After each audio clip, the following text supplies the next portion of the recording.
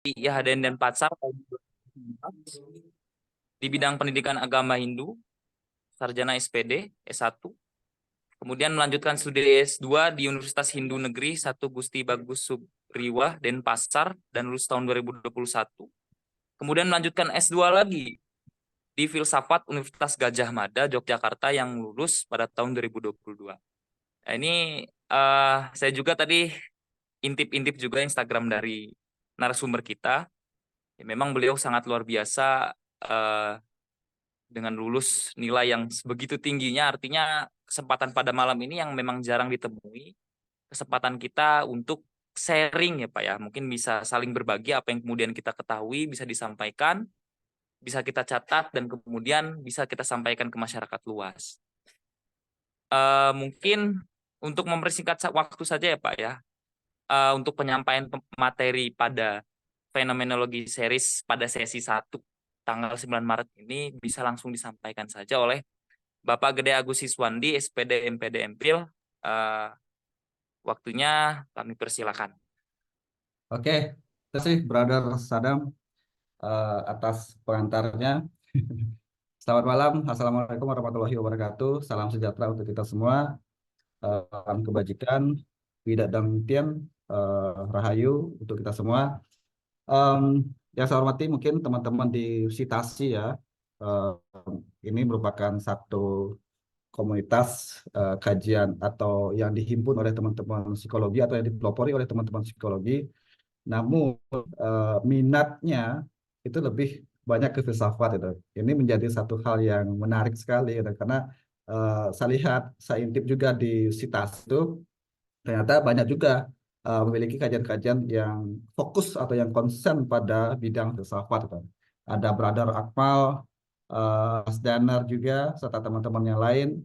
Dan di sini juga ada teman-teman saya yang mungkin akan membersamai mengelaborasi nanti terkait dengan apa yang kita diskusikan pada malam hari ini. Ada Pak Doktor Gigi sama Pak Doktor Odi serta teman-teman yang lain nih. Ada banyak sekali yang Siap, siap. hadir pada malam hari ini untuk kita saling berdiskusi bersama serta berdialog bersama berkaitan dengan tema kapitalisasi dan kapitalisasi pendidikan. Oke, saya izin share screen dulu nih ya. Hmm.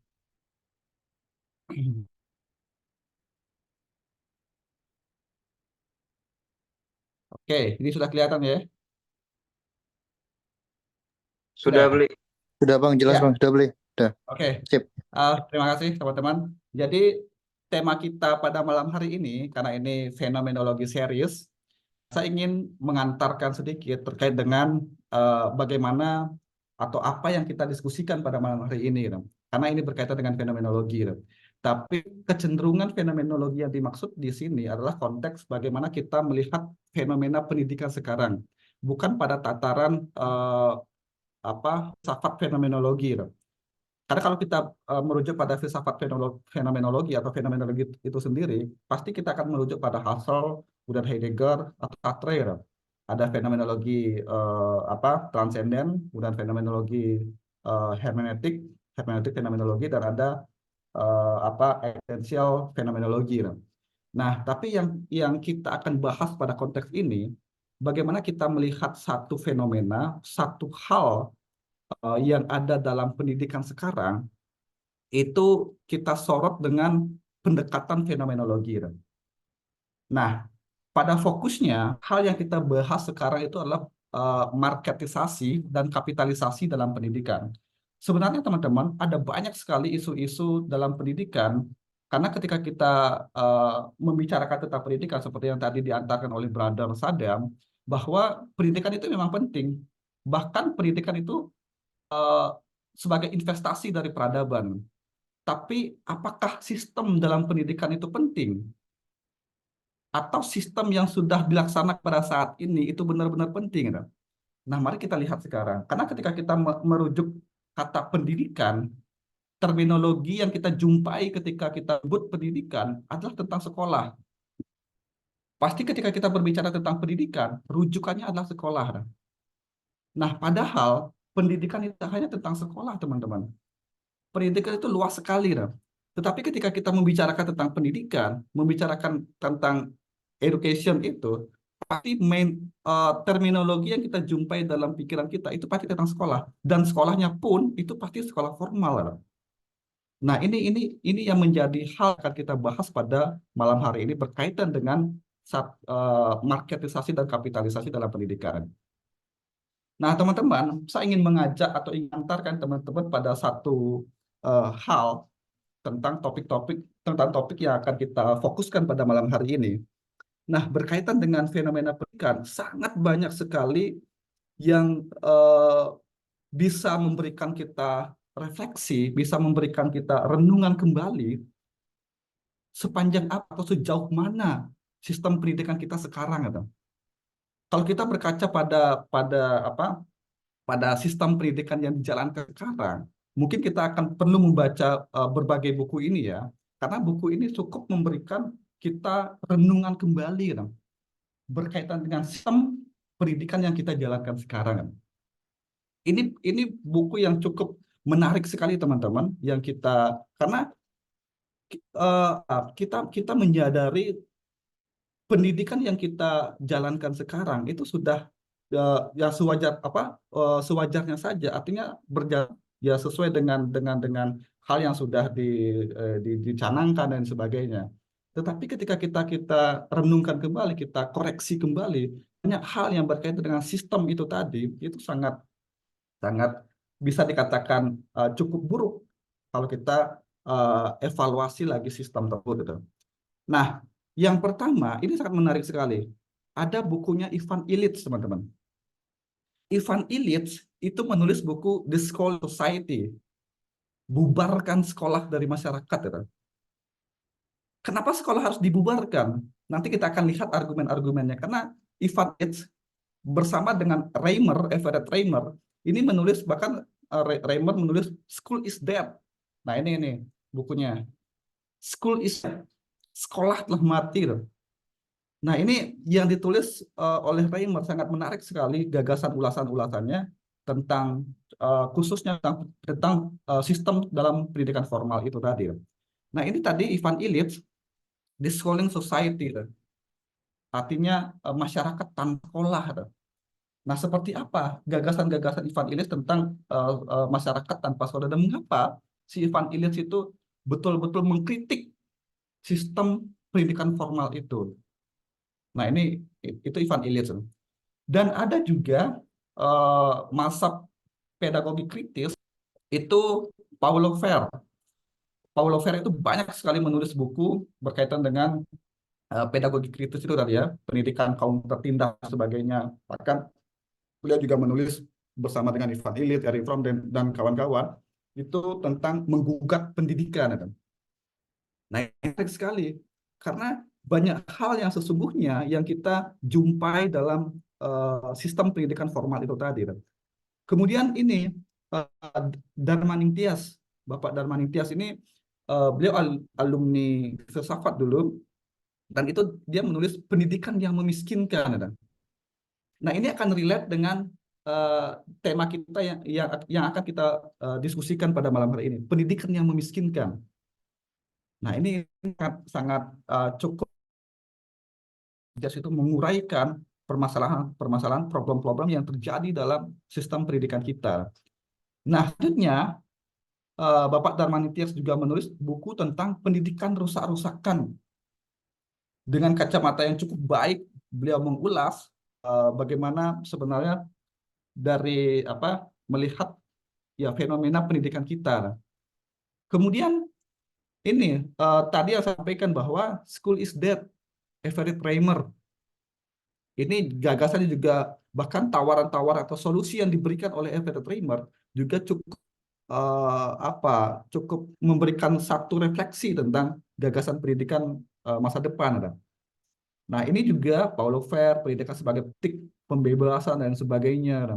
Dan ini juga sekolah itu candu. Dan Neil Postman itu menulis The End of Education. Kemudian belajar tak hanya di sekolah. Kemudian ini Sujono Samba, lebih baik tidak sekolah.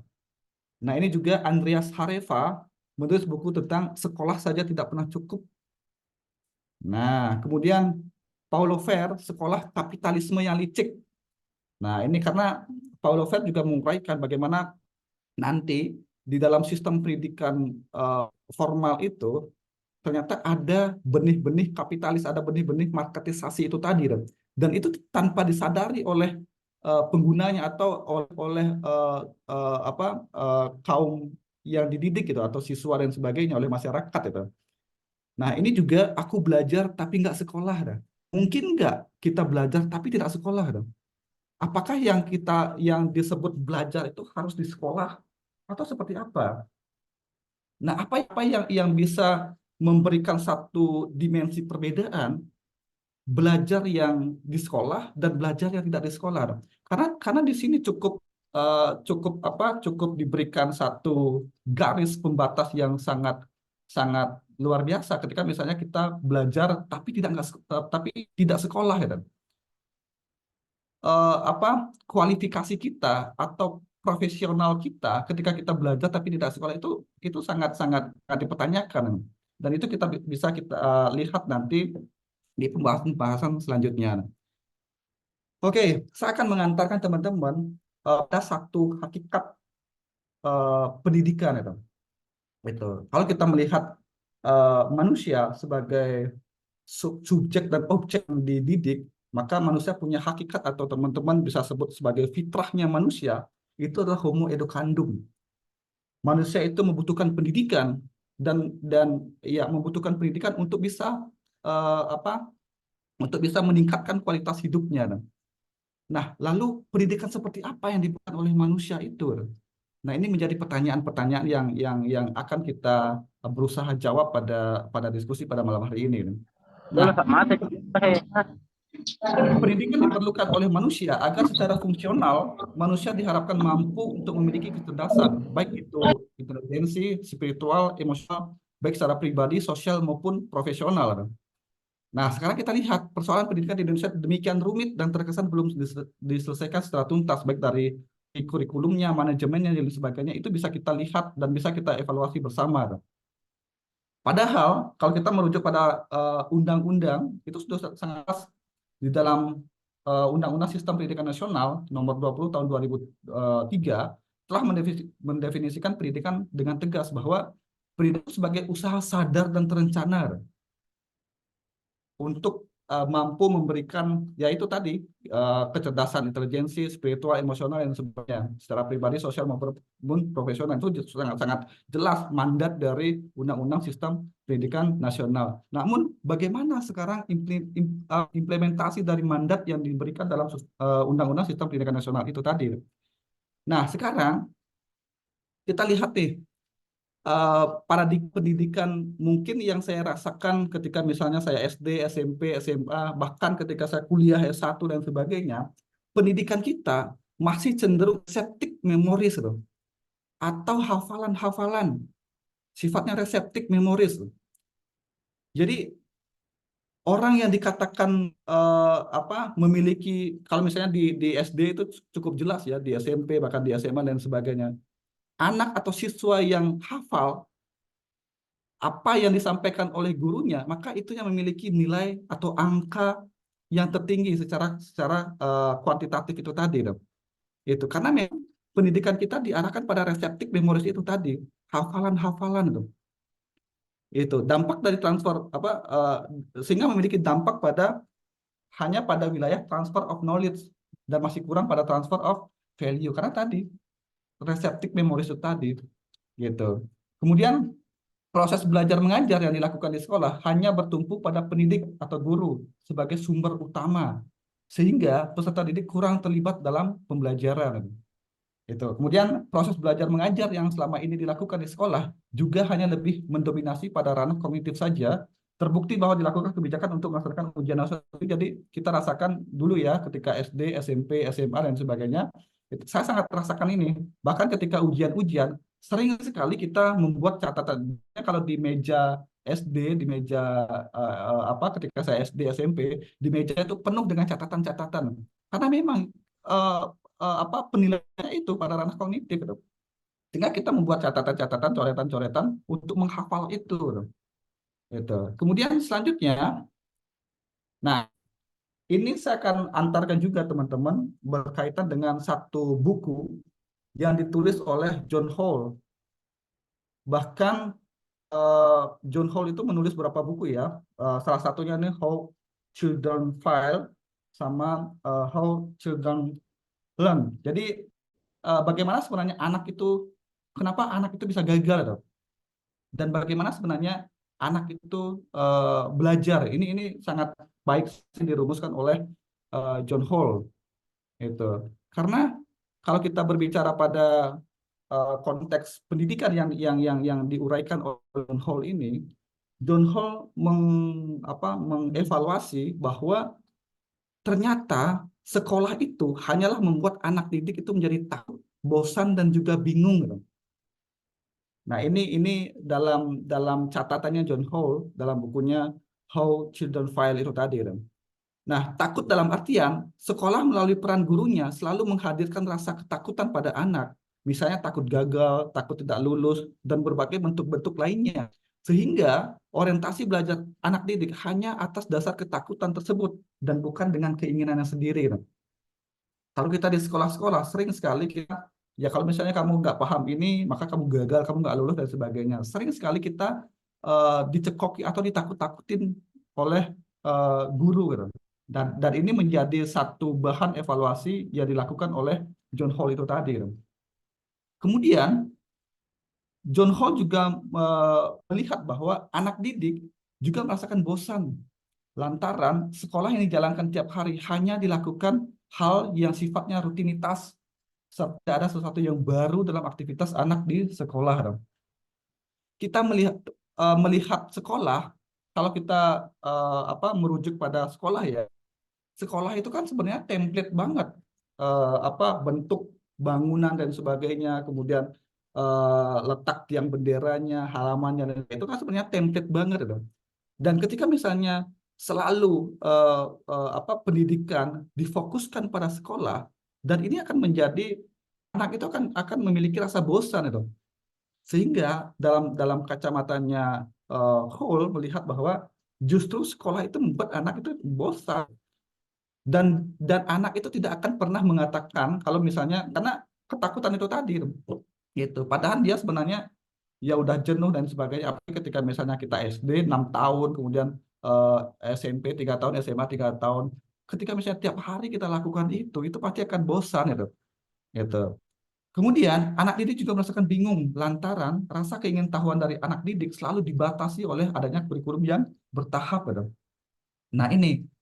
Jadi kalau dalam pandangan Hall bahwa kita itu sebenarnya tidak pernah meminta apa yang kita inginkan. Artinya kita terlalu dibatasi ketika misalnya kita di sekolah ya, karena itu sudah menjadi rancangan awal. Misalnya kita masuk di SD, di SMP, di SMA, atau pada satu program studi, kita tidak tahu apa yang ingin kita pelajari, gitu. Tapi kita sudah diberikan resepnya ini, kamu harus masak ini, makan ini, dan sebagainya. Kita sudah disajikan seperti itu.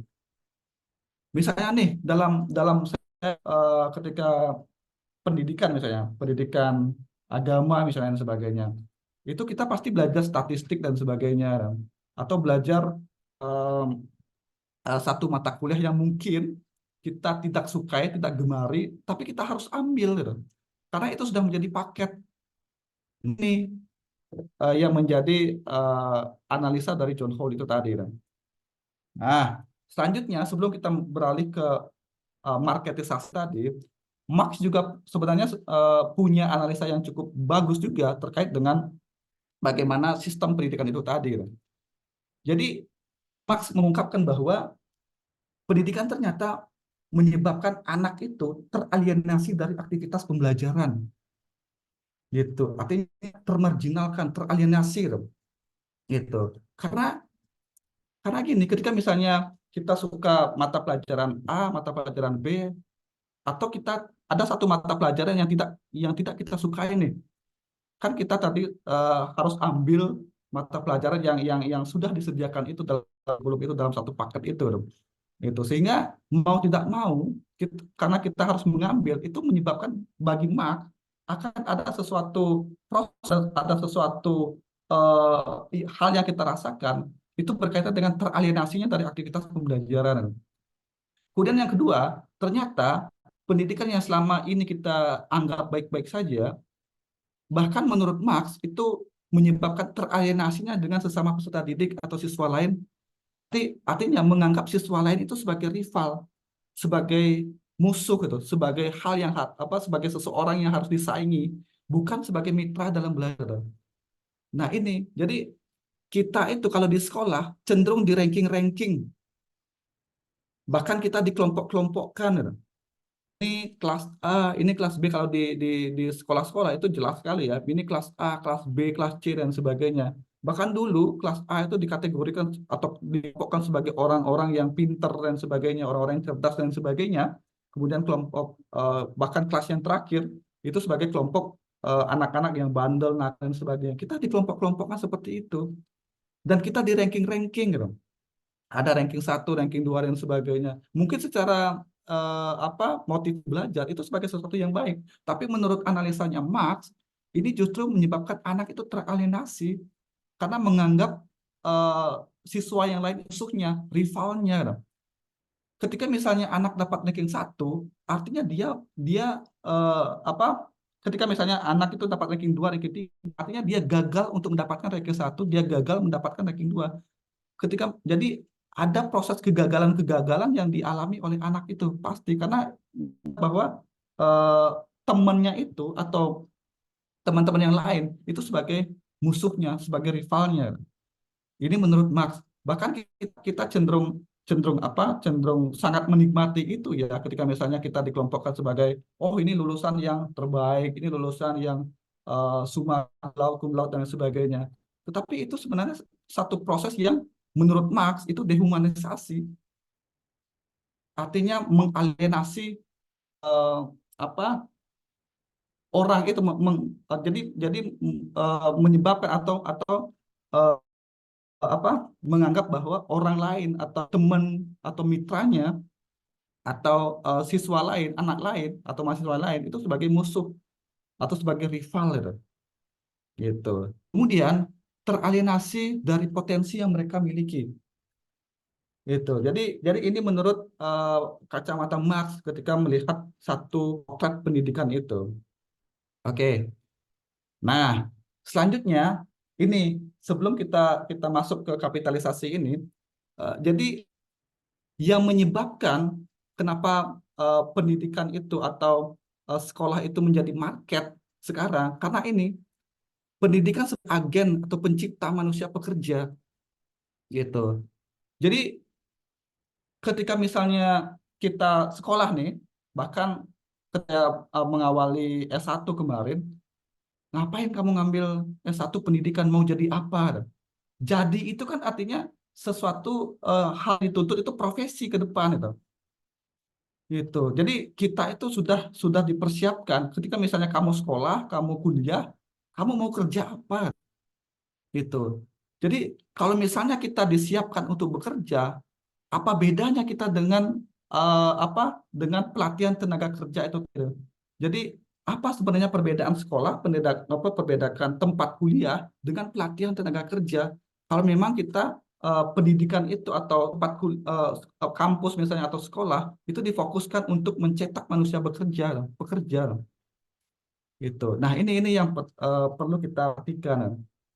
Nah jadi makna pendidikan di masyarakat juga telah direduksi serta disederhanakan hanya dimaknai sebagai sekolah. Nah, tadi seperti yang saya sampaikan bahwa ketika misalnya kita kita menyebut pendidikan, pasti mindset kita atau pikiran pasti menyebut sekolah gitu. Nah, kemudian pendidikan semata-mata sebagai lembaga yang mengabdi kepada golongan industri atau para kapitalis. Ntar di slide selanjutnya ada lebih lebih tuntas lagi ya. Nah, hak belajar bagi setiap individu juga dipersempit menjadi kewajiban sekolah. Nah, bahkan kita teman-teman ketika misalnya dari awal dikatakan bahwa hanya orang sekolahlah yang mempunyai masa depan yang baik. hanya orang sekolahlah yang memiliki pengetahuan yang baik, pengetahuan yang mumpuni gitu. Hanya orang sekolahlah yang memiliki cara berpikir yang baik misalnya. Nah, apakah semuanya itu bisa bisa dibingkai dengan kalimat itu atau seperti apa? Toh juga kalau misalnya kita lihat bukti-bukti di luar, ternyata banyak juga yang tidak sekolah tapi memiliki keterampilan, memiliki daya juang, survivalnya di masyarakat itu dengan baik gitu. Nah, makanya dari hal itu, makanya ada dari kampanye Ayo Sekolah, apa kampanye Ayo Sekolah bukan Ayo Belajar gitu. Karena itu kita apa di, di, di, dituntut untuk sekolah, dan sekolah itu nanti sebagai satu persiapan, sebagai satu tempat untuk melatih kita agar kita ketika bisa keluar itu bisa langsung kerja. Nah, sekolah menjadi sebuah market. Nah, itu kemudian ini. Jadi marketisasi dan kapitalisasi pendidikan. Jadi eh, pendidikan diorientasikan pada kebutuhan pasar atau industri. Sekarang coba kita lihat, apapun eh, eh, yang kita pelajari atau program studi yang kita pelajari pasti diorientasikan pada kebutuhan pasar atau industri. Itu pasti selalu ada muatan atau ada suatu kecenderungan bahwa kita itu dituntut untuk mempunyai skill. Skill itu kita kita gunakan untuk nanti bisa bekerja dalam dalam industri atau dalam apa institusi gitu. Nah, selanjutnya dari hal tersebut maka pendidikan itu menjadi eksklusif gitu. Pendidikan menjadi karena tadi bagaimana pendidikan menjadi market, menjadi pasar gitu. Kurikulum dan mata pelajaran diarahkan pada pemenuhan keterampilan atau skill bekerja. Kemudian sekolah menjual barang dagangannya dengan jaminan-jaminan pada pekerjaan. Gitu. Jadi ketika misalnya kita memilih perguruan tinggi, memilih sekolah dan sebagainya, pasti ada hal-hal yang ditawarkan. Misalnya nih, ketika misalnya kita sekolah di A, kuliah di A, maka kita bisa bekerja dengan cepat misalnya. Nah itu, jadi sekolah itu menjual barang dagangannya dengan jaminan-jaminan pada kita langsung bekerja dan lain sebagainya. Gitu. Bahkan sekarang tuh ada sistem akreditasi dan akreditasi. Saya pengalaman kemarin tuh mengurus akreditasi sekolah, kemudian akreditasi kampus juga. Ternyata banyak hal-hal yang kita buat apa semacam manipulasi dan sebagainya. Ada hal-hal data-data yang kita siapkan fiktif dan sebagainya. Banyak. Seolah-olah kita ingin mencapai target-target yang kita nanti sebagai branding sekolah, bahwa sekolah ini sebagai sekolah unggulan dan sebagainya. Tetapi di dalam itu banyak sekali yang kita buat data-data yang sifatnya manipulatif, yang fiktif dan sebagainya. Karena itu tadi, school branding itu apa yang dijual oleh sekolah. Gitu. Nah, dari marketisasi inilah yang menyebabkan bagaimana pendidikan itu menjadi satu barang yang mewah, satu barang yang mahal sekarang. Gitu. Kemudian selanjutnya, ini, jadi ada dikotomi sekolah publik dan sekolah privat. Teman-teman kalau melihat atau memperhatikan, selalu ada persaingan nih antara sekolah publik, sekolah negeri mungkin, dan sekolah privat atau sekolah swasta.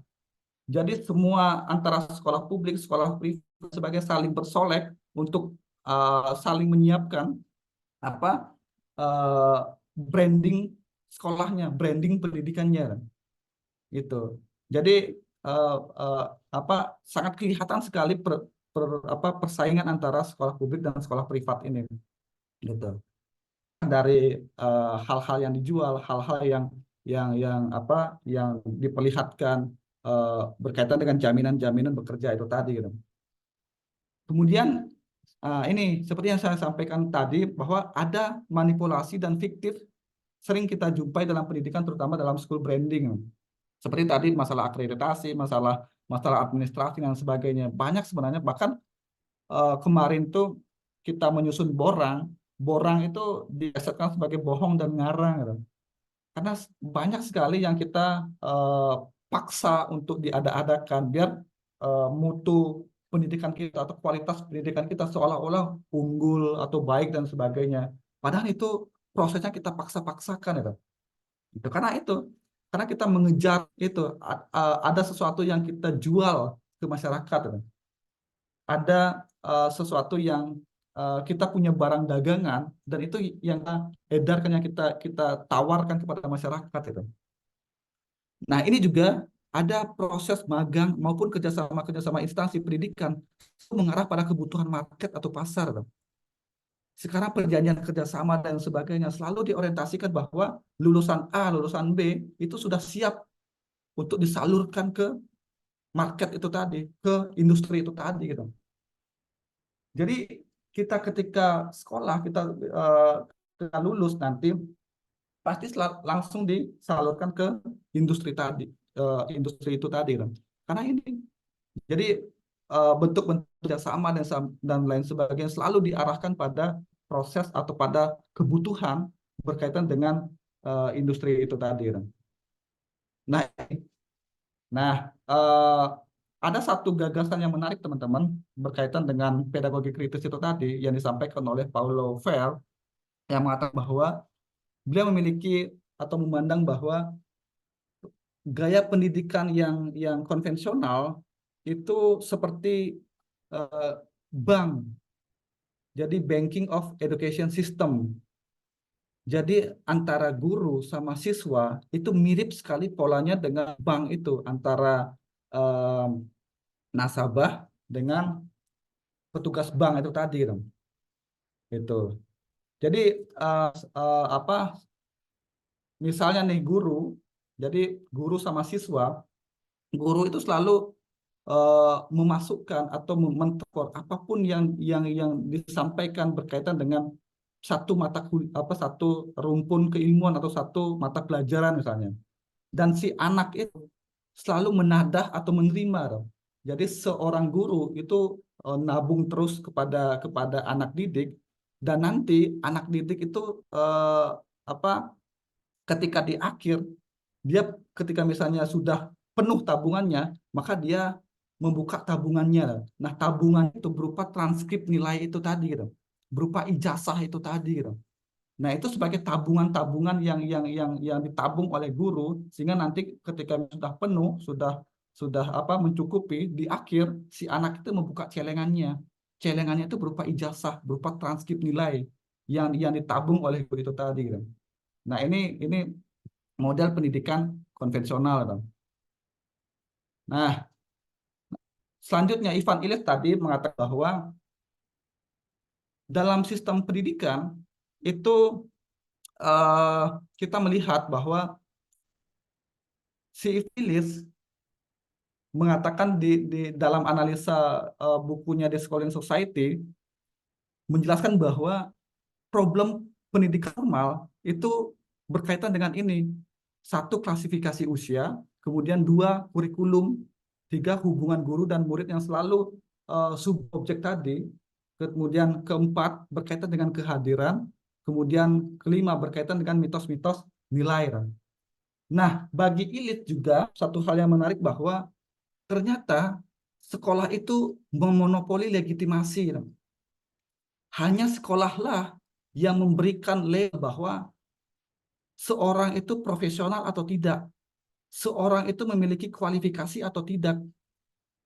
Apa yang dilihat atau apa yang diberikan oleh sekolah itu berupa ijazah, dan ijazah itu sebagai tiket masuk untuk dunia kerja. Jadi sekolahlah yang memiliki atau yang mampu memonopoli legitimasi itu. Artinya sekolah mampu memberikan legitimasi kepada seseorang bahwa ia memiliki kemampuan, ia memiliki keterampilan, ia memiliki pengetahuan yang cukup diperlihatkan dengan ijazah itu tadi. Jadi ijazah itu hasil dari monopoli legitimasi oleh sekolah itu tadi.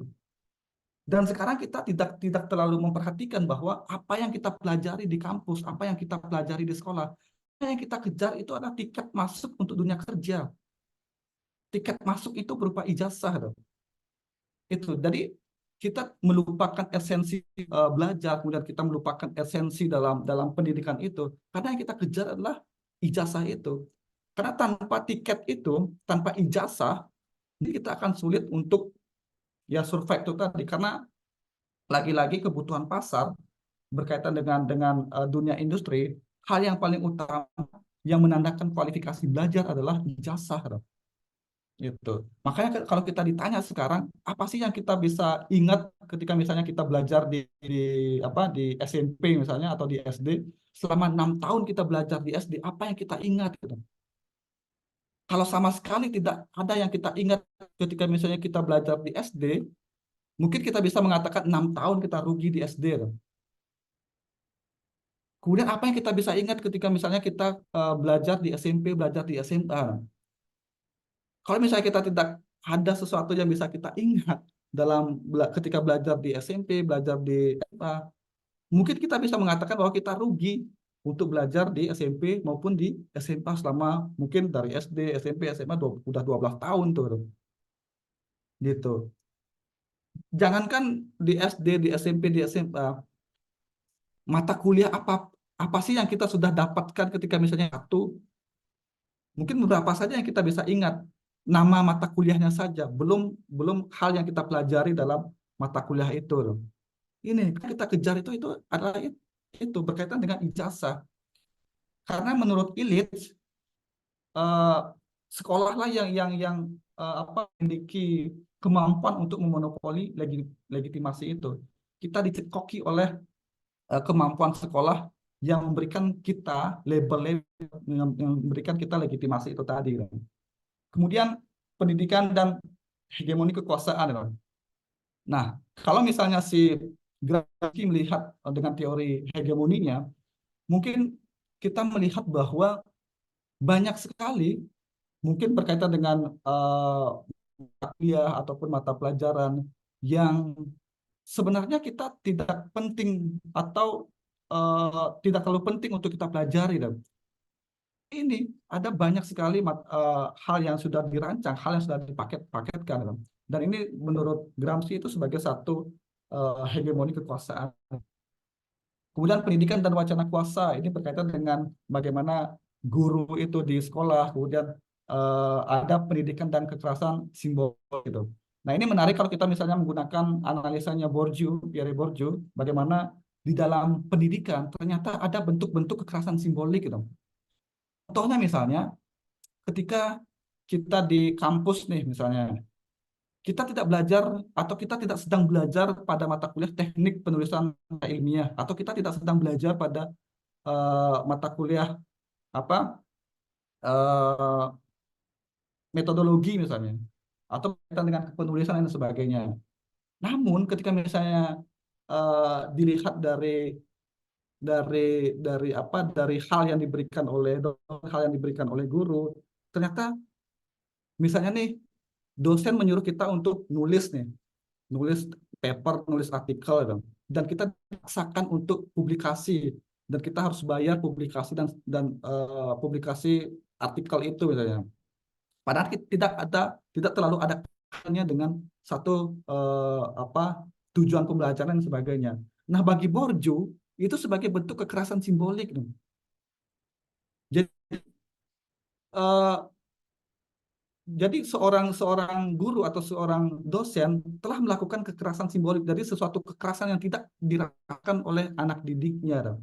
Jadi seolah-olah kita diajarkan untuk nulis, padahal itu berkaitan dengan satu kepentingan tertentu dan sebagainya. Jadi kalau misalnya ada satu hal yang misalnya nih kita disuruh nih kamu tidak akan bisa UTS, kamu tidak akan bisa UAS kalau kamu tidak atau kalau artikelmu tidak publish nih misalnya. Dan misalnya dalam satu artikel kita tidak dibantu apa-apa dan sebagainya, namun dosen itu ikut serta dalam penulisan naskah itu atau ikut serta dalam publikasi itu. Dan itu masuk kekerasan simbolik. Satu kekerasan yang tidak dirasakan, satu kekerasan yang sangat soft sekali gitu. Itu. Jadi kita seolah-olah tidak pernah merasakan itu. Tetapi kalau itu terjadi, itu bentuk kekerasan simbolik menurut Bourdieu. Dan sering sekali terjadi, kita bayar mahal, mahasiswa sering bayar mahal dan sebagainya. Padahal itu menguntungkan, kalau kita lihat itu menguntungkan dosen dan lain sebagainya. Nah, itu bentuk kekerasan simbol yang dilakukan oleh guru ataupun dosen. Nah, teman-teman, dari dampak marketisasi dan kapitalisasi itu tadi, maka akan muncul sekolah elit dan sekolah yang non-elit, sekolah unggulan dan sekolah yang biasa. Jadi tidak hanya kita yang di ranking-ranking, tidak hanya murid di ranking-ranking, sekolah pun itu di ranking-ranking. Kampus-kampus perguruan tinggi pun itu di ranking-ranking. Makanya ada lagi pakai analisa atau skema PTNBH dan sebagainya, itu kita di ranking-ranking. Ada perguruan tinggi yang terbaik dan sebagainya. Dan perguruan tinggi yang sudah baik dan sebagainya, ataupun yang terbaik, pasti akan banyak hibah yang datang, yang masuk ke perguruan tinggi itu.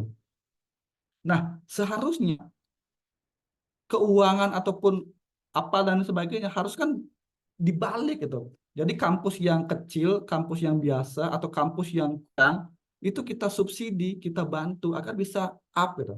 Bukan kampus yang sudah megah, kampus yang sudah baik itu terus dibantu dan sebagainya, banyak dana hibah dan sebagainya, mahal dan sebagainya. Sedangkan kampus yang kecil dan sebagainya itu tetap kecil. Nah, ini mirisnya kita di sini karena bentuk itu tadi. Ada kasta-kasta. Bahkan kita sangat merasakan ketika misalnya eh, kita kuliah, saya kuliah di Jogja misalnya, yang ditanyakan, wih keren ya kuliah di Jogja. Bukan seperti itu, tapi yang paling ditanyakan pertama adalah berapa UKT-nya. Karena itu sekarang sekolah ataupun kampus perguruan tinggi itu sudah berubah menjadi kapitalis dan market itu tadi. Kemudian pendidikan justru melahirkan kelas-kelas sosial.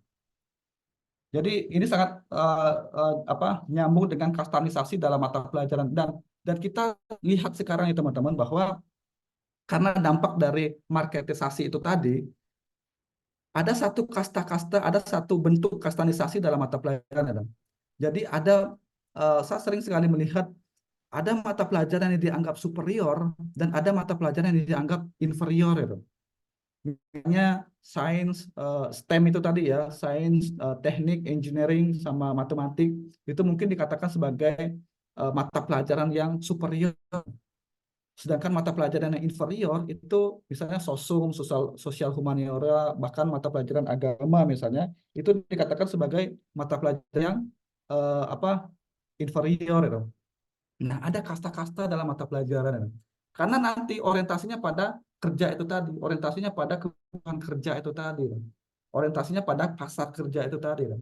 Sehingga orang yang belajar mungkin atau masuk atau mempelajari agama akan memiliki kasta yang lebih rendah ketimbang dengan orang yang mempelajari ilmu sains misalnya, kedokteran dan sebagainya. Jadi seperti itu. Kita misalnya berpapasan dengan ketika misalnya kita belajar agama kemudian berpapasan dengan anak kedokteran dan sebagainya, kita cenderung minder karena ini ada kasta-kasta dalam mata pelajaran, sehingga hal ini pun yang akan menyebabkan diskriminasi ilmu. Jadi ada mata pelajaran atau ilmu-ilmu yang sifatnya superior dan ilmu-ilmu yang sifatnya inferior. Nah, ini jadi kalau misalnya pendidik kita yang sekarang mungkin cenderung bernafaskan positivistik, maka ilmu-ilmu yang sains, teknik, engineering, sama matematik STEM itu tadi, itu dikatakan sebagai ilmu yang superior. Sedangkan ilmu-ilmu yang sosum, kemudian agama, filsafat termasuk mungkin sebagai ilmu inferior itu tadi. Gitu. Itu. Kemudian, nah ini saya bawakan sedikit ya berkaitan dengan 5 asas pendidikan Ki Hajar Dewantara berkaitan dengan jadi pendidikan itu harus sesuai dengan kodrat alamiah dari anak. Pendidikan mesti dilaksanakan untuk maksud pemeliharaan atas dasar perhatian yang besar kepada kebebasan anak untuk bertumbuh dan lahir batinnya sesuai dengan kodratnya.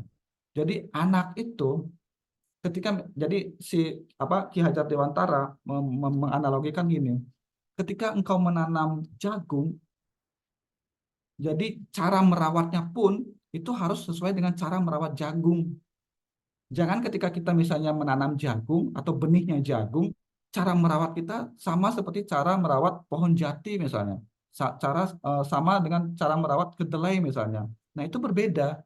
Makanya kita harus pahami kalau misalnya mengacu pada pendidikan yang esensialis itu tadi, bahwa pendidikan harus diarahkan pada kodrat anak itu tadi, kodrat alamiah dari anak itu tadi.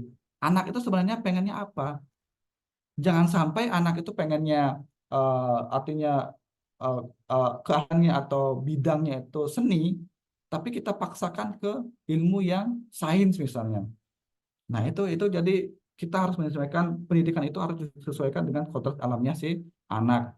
Kemudian asas selanjutnya itu asas kemerdekaan, yaitu mengandung arti bahwa pengajaran berarti mendidik peserta didik menjadi manusia yang merdeka batinnya, merdeka pikirannya, dan merdeka tenaganya. Kemudian ada asas kebudayaan. Asas ini bersandar pada keyakinan Koti bahwa manusia adalah makhluk berbudaya. Kemudian ada asas kebangsaan, seseorang harus merasa satu dengan bangsanya dan perasaan tersebut tidak boleh bertentangan dengan kemanusiaan. Kemudian ada asas kemanusiaan, yaitu asas ini pada dasarnya mengandung makna persahabatan antar bangsa-bangsa. Jadi 5 asas ini mungkin saya bawa ini untuk mungkin relate dengan bagaimana pendidikan atau satu arah pendidikan yang kita arahkan pada 5 asas pendidikan yang menurut Ki Hajar Dewantara itu tadi. Itu. Jadi mungkin itu teman-teman sebagai satu pengantar untuk atau sebagai satu pemantik bahwa pendidikan marketisasi dan kapitalisasi pendidikan. Monggo teman-teman yang memiliki pengalaman yang lebih luas nanti bisa mengelaborasi berkaitan dengan tema yang kita diskusikan pada malam hari ini. Oke, thank you.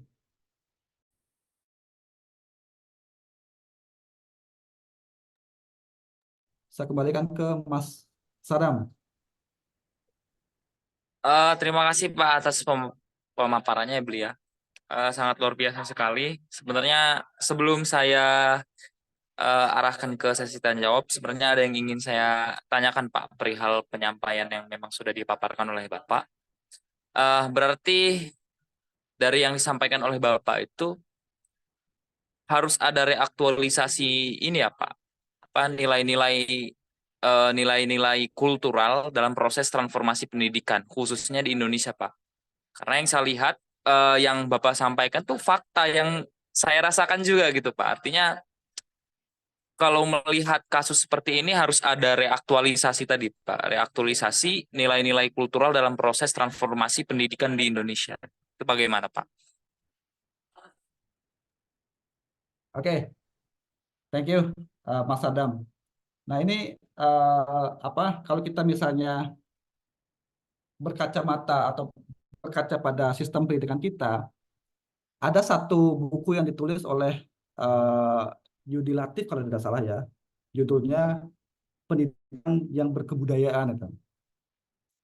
Nah, jadi kalau misalnya kita melihat pada satu konteks pendidikan kita kan cenderungnya pada atau bernafaskan pada positivistik itu tadi, gitu.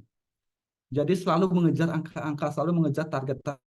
Bahkan di dalam satu tujuan pendidikan atau institusi pendidikan selalu ada orientasi pekerjaan yang dicapai atau yang ditempuh oleh anak didik itu tadi. Itu kita bisa jumpai dalam tujuan kalau misalnya di kampus-kampus itu tadi ya.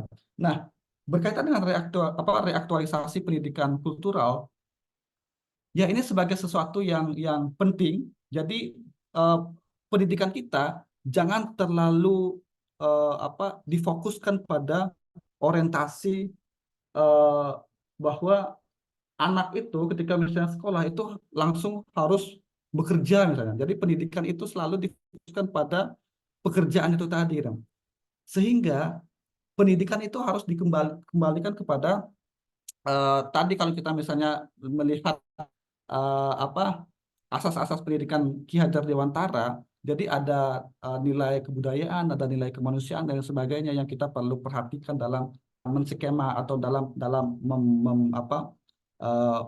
memformulasikan satu sistem pendidikan. Gitu.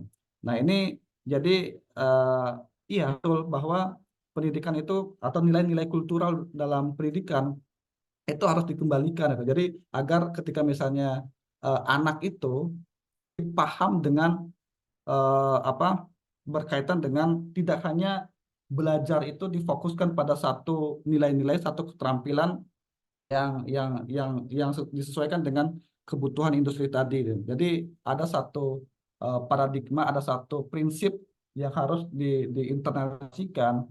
Banyak banyak sebenarnya Mas, bukan hanya kultural saja, tapi kalau misalnya aspek-aspek kemanusiaan, aspek etik dan sebagainya, aspek moral dan sebagainya itu perlu kita kita internalisasikan dalam pendidikan itu. Saya kira itu Mas Adam.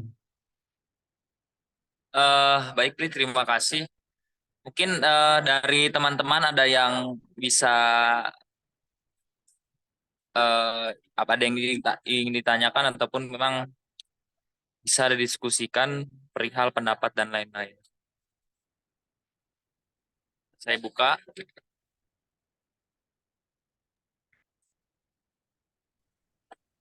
Baik, ada Kang Odi. Mungkin bisa on cam sama on mic.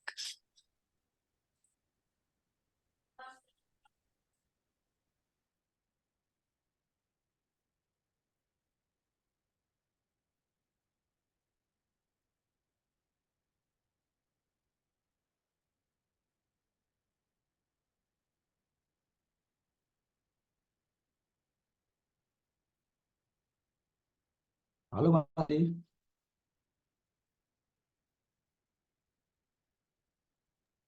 Ada Kang Odi. Halo, Mungkin bisa. halo, Oke, kedengeran? kedengeran, kedengeran Mas. Kedengeran nggak? Halo, sebentar Iya, ini. dengar jelas. Oh iya ya. Jelas, Bang. Oke, saya izin nggak on cam ya karena lagi di jalan. Saya izin bertanya ke Beli Gede. Sebelumnya memang saya menunggu-nunggu waktu ini ya, karena tadi sempat diundur juga yang harusnya sore. Terus alhamdulillahnya bisa terlaksana gitu. Terus apa yang disampaikan oleh Gede tadi juga sangat relate dengan apa yang kita temukan di keseharian kita ya, apalagi teman-teman yang terbiasa, mungkin ada yang di sini profesinya guru mungkin ya, melihat bagaimana eh, dinamika di sekolah, di kampus, itu seringkali ada perubahan kebijakan yang membingungkan, yang kemudian saya juga bingung, itu letak permasalahannya di level mana. Tentu kalau kita runtut di level kebijakan ya sepertinya. Seperti misalnya perubahan kurikulum, ganti rezim, ganti menteri, itu berubah kurikulumnya. Terus sempat juga pernah saya diskusikan dengan Beli Gede, masih ada rekamannya itu di podcast saya ya, di audisi mendiskusikan tentang PTNBH itu. Ya memang sangat-sangat korporasi ya gaya pendidikan kampus-kampus di Indonesia. Artinya kemudian kampus yang dinilai sudah punya modal kapital, secara sejarah juga sudah mendahului berdiri misalnya. Contohnya kampus-kampus PTNBH yang sekarang kita banyak jumpai ya sudah banyak bertambah jumlahnya, yang dulu diawali dari hanya UI, UGM dan seterusnya ya di bawah Kemendikbud, sekarang sudah lumayan banyak. Nah, mereka itu diberikan uh, suatu kebebasan untuk mengelola finansial, mulai dari rekrutmen tenaga pekerjanya, mulai dari dosen, tenaga pendidik, terus hilirisasi dana riset juga ya sendiri. Kebetulan saya juga bekerja di bidang itu, dan kalau dilihat di UGM itu memang tempat saya bekerja di Fakultas Filsafat ya, dibandingkan dengan fakultas sebelah lah. Mungkin ada teman-teman di sini yang sudah pernah main-main ke UGM, ada Fakultas Ekonomika dan Bisnis itu di samping filsafat itu ya.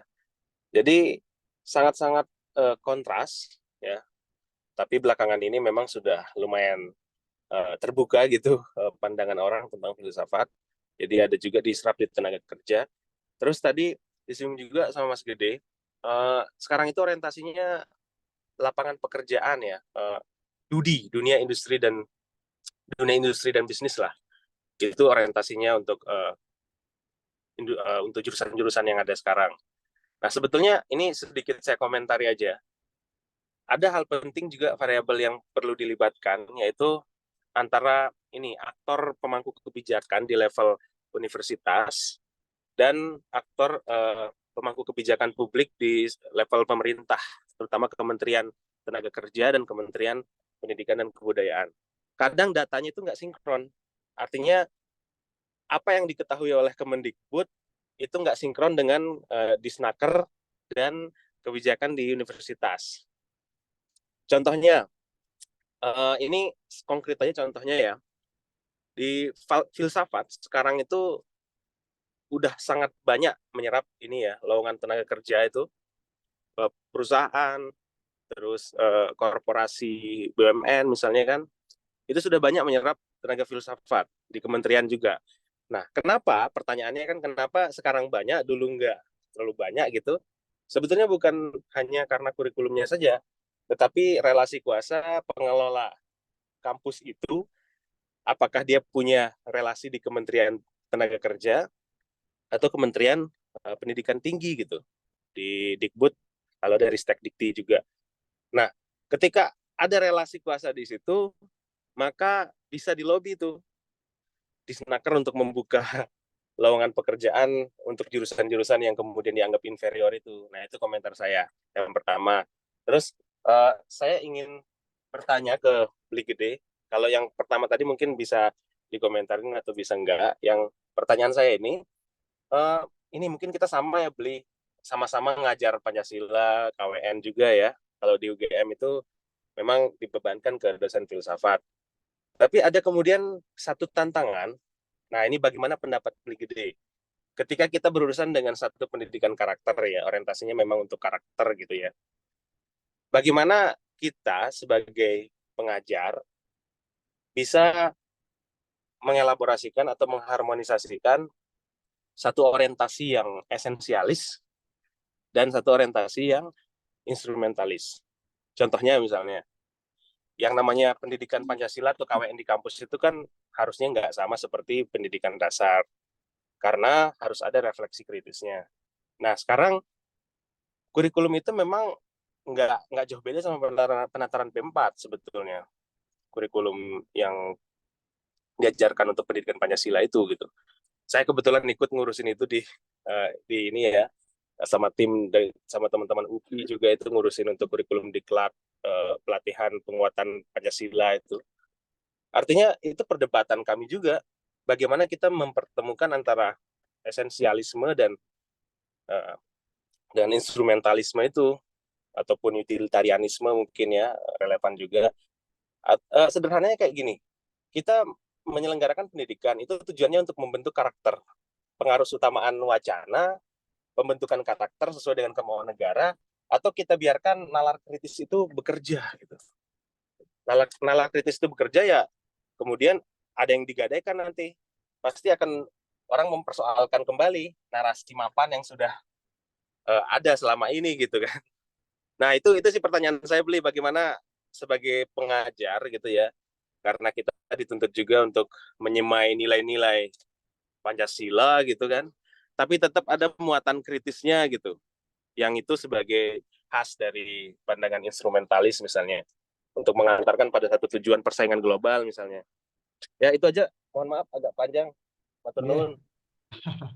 Terima kasih, Odi. Wah, ini keren sekali, Pak Dr. Odi. Saya diuji oleh Pak Dokter ini. Oke, menarik berkaitan dari Mas Odi menggarisbawahi bahwa pergantian menteri, pergantian kebijakan. Nah, sebenarnya ini kalau lihat respon menteri ya, lihat respon Menteri Pendidikan kemarin, ketika misalnya dari kurikulum 2013, sekarang itu kurikulum Merdeka. Nah, ada satu hal yang dijelaskan oleh Mendikbud bahwa beliau mengatakan bahwa ini bukan pergantian menteri, pergantian kebijakan, tapi sebenarnya ini sudah berlangsung lama dari kurikulum 2013 ke kurikulum Merdeka itu rentangnya 10 tahun itu. Jadi pergantian kebijakan atau pergantian kurikulum itu dirumuskan memang 10 tahun itu. Tapi memang kita lihat aroma-aroma pergantian menteri, pergantian kebijakan itu tadi, gitu.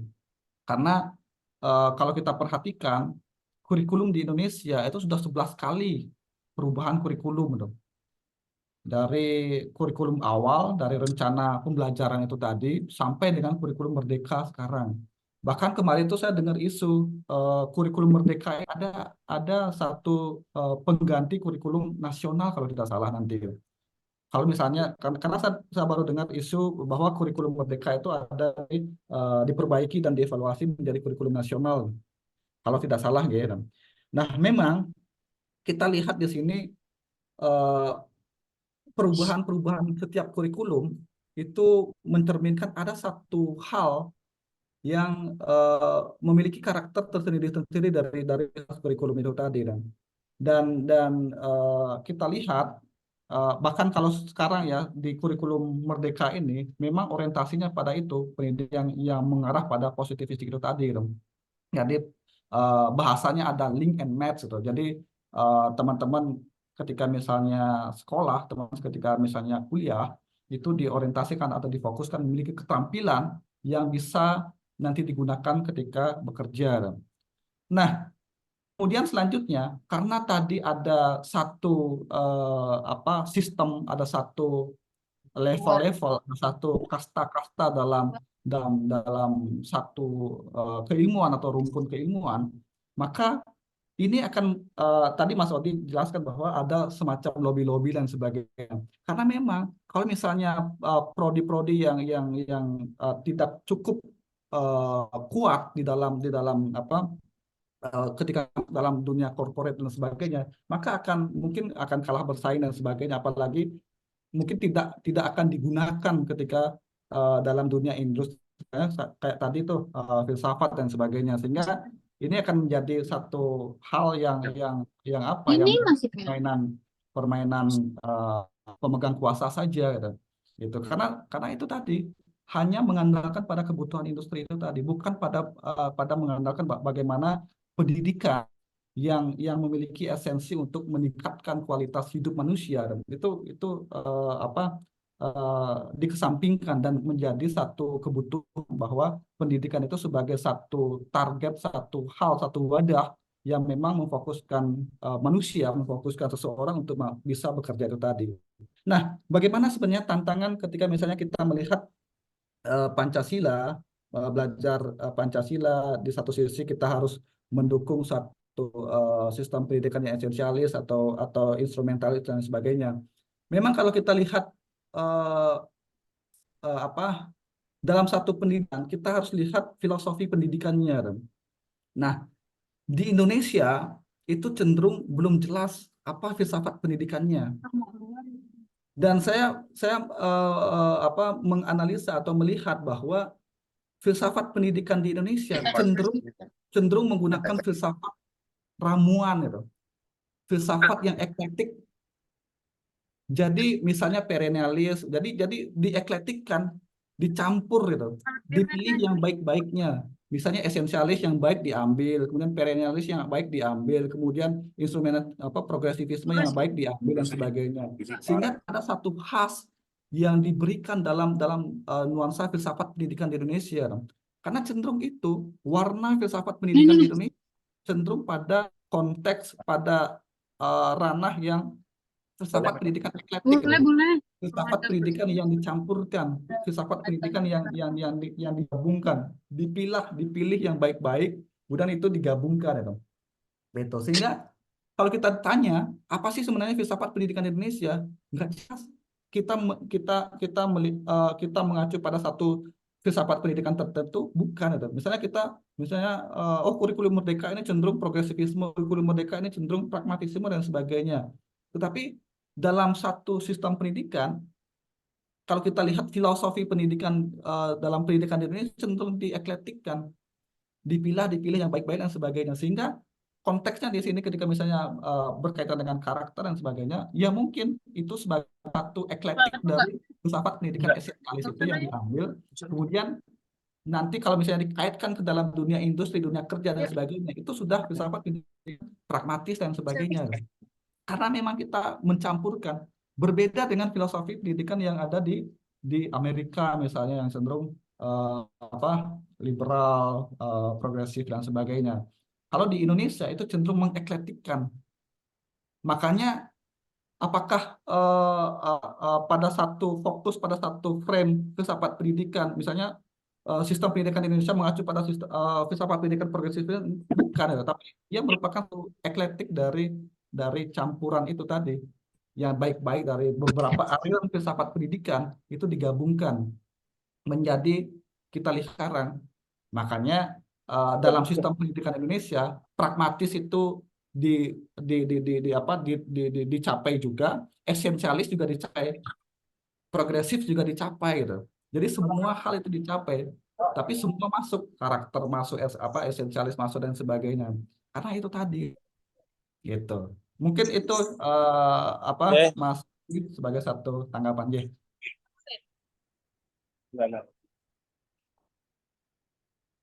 Halo Mas Adi. Matur nuwun, Li. Ya, Siap. terima kasih. Ya.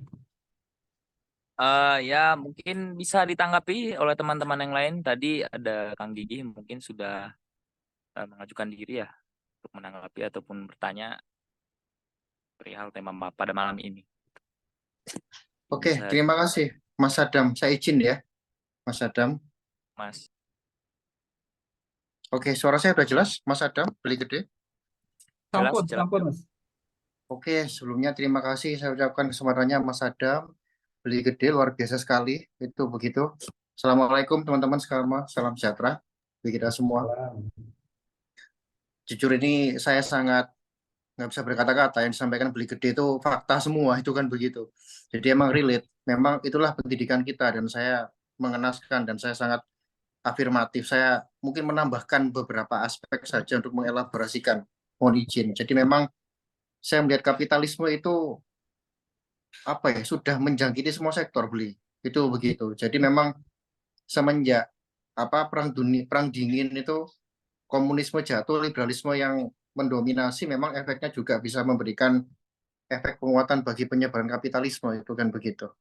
Memang pendidikan kita nggak bisa masih belum bisa ya lepas dari kapitalisme, walaupun memang harusnya bisa lepas dari kapitalisme, karena Pancasila itu kan sangat-sangat jauh dari kapitalisme, bahkan bertentangan. Saya coba setuju, memang misalkan kasus-kasus perjokian tadi yang Beli sampaikan, itu memang sangat terjadi di level perguruan tinggi, itu kan begitu. Bahkan liputan Kompas itu menunjukkan pengajuan guru besar itu banyak ditolak karena memang masalah itu, Beli. Jadi begitu. Jadi emang perjokian itu levelnya bukan sekedar anak S1 tapi sampai level guru besar, itu kan begitu. Memang miris, itu kan begitu. Loh kok menjadi masalah sistemik, itu kan begitu. Jadi berarti ada masalah paradigmatik, itu kan begitu. Karena memang ada perjokian, berarti yang dikejar apa sih?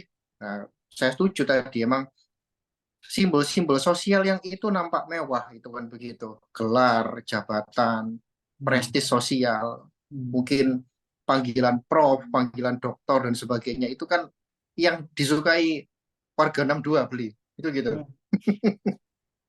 Cuman akhirnya betul, substansinya itu ya mohon maaf ya, sangat, untuk menghindari kata tidak ada mungkin minim ya. Memang ditambah lagi kapitalisasi dalam publikasi jurnal. Kita tentu sudah tahu semua bagaimana rezim Scopus itu belum bisa hilang dari Indonesia, itu kan juga menunjukkan betapa kapitalisnya itu kan pendidikan. Jadi ada masalah paradigmatik, masalah kiblat, kita mengarah kemana sih pendidikan tinggi kita itu, Beli ya. Jadi memang sangat-sangat sistemik, itu kan begitu.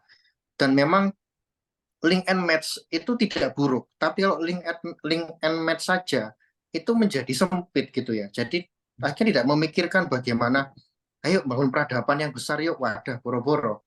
Yang penting self existence bisa apa namanya terpenuhi, itu kan begitu.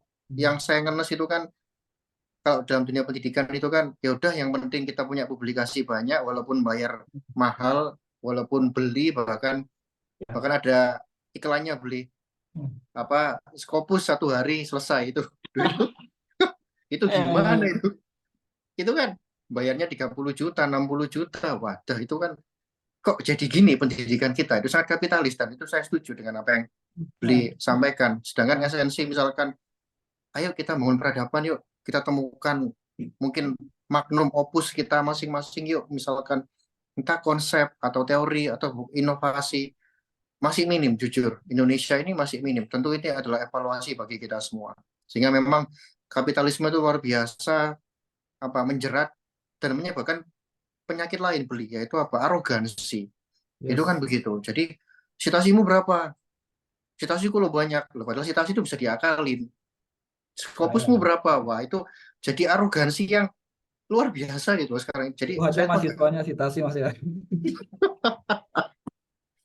itu beli jadinya apa namanya, itu yang bisa sampaikan. Terima kasih banget apa penjelasan yang Ah, sangat luar biasa. Saya hanya yes, sedikit yes. menambahkan. Terima Siap, kasih beli. Mas. Terima kasih Bang Sadam. Oke, oke, oke.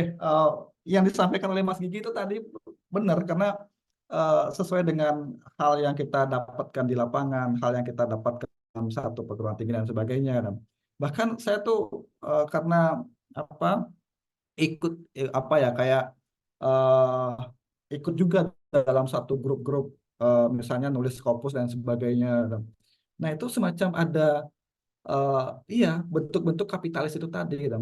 Bagaimana Scopus itu atau lembaga jurnal yang dikatakan internasional, yang misalnya berapa ketika misalnya kita bisa publish di jurnal Scopus misalnya, itu bisa berkaitan dengan peningkatan apa atau pengurusan jabatan fungsional seorang dosen misalnya, itu kan banyak di sifatnya manipulatif dan fiktif itu tadi gitu. Jadi bahkan banyak sebenarnya Mas, kita lihat dosen-dosen memang hanya mengejar itu, mengejar sebagai guru besar, sebagai lektor kepala dan sebagainya. Dan bahkan kalau dilihat dari segi kompetensi, mungkin ya jauh, masih masih jauh itu, perlu proses itu. Tapi karena ingin ingin satu hal yang instan, maka eh, banyak hal yang dijalankan, termasuk beli dan sebagainya. Bahkan bahkan kemarin tuh ada sampai bayar untuk tembus Scopus itu 36 juta, 50-an juta yang Q1 dan sebagainya, yang kuartil 1 dan sebagainya. Jadi itu saya apa ya, kita sebut orang memiliki satu satu identitas, satu satu satu identitas akademik yang sah. Bahkan dalam proses-prosesnya itu tidak mencerminkan kualitas akademiknya gitu. Makanya kalau kita lihat orang-orang yang punya uang mungkin yang bisa mempercepat hal itu gitu. Sedangkan orang-orang yang betul sungguh-sungguh untuk mencapai proses itu, mungkin karena modal kapitalnya itu kurang dan sebagainya, maka akan cenderung lambat itu. Maka ini kalau misalnya lihat paradigma pendidikan kita yang cenderung dicekoki oleh apa ini contohnya pada Scopus sebagai bentuk kapitalisasi pendidikan itu tadi gitu. Oke. Wah iya, bahkan 50-an kalau Q1 itu. 50-an, 50 juta. Kemarin tuh saya cek yang kuartil 2 Q2 itu 1.100 US dollar. Kalau tidak salah itu, kalau dirupiahkan itu 17 juta. Ya 1.100 US dollar kalau tidak salah. Dan sekarang lembaga-lembaga jurnal itu apa ya, semacam produk kapitalis saja, ya meraup keuntungan saja. Makanya banyak sekali, makanya kita kalau lihat jurnal-jurnal itu eh, bahkan 1 tahun itu bisa 8 kali dia menerbitkan artikel itu, karena itu untuk banyak dapat uang gitu. Banyak sekarang sekarang jurnal-jurnal yang prosesnya seperti itu. Kalau kita kemarin tuh saya cek pernah jurnal Scopus yang Q2 yang bulan Januari sudah diterbitkan, bulan Februari sudah.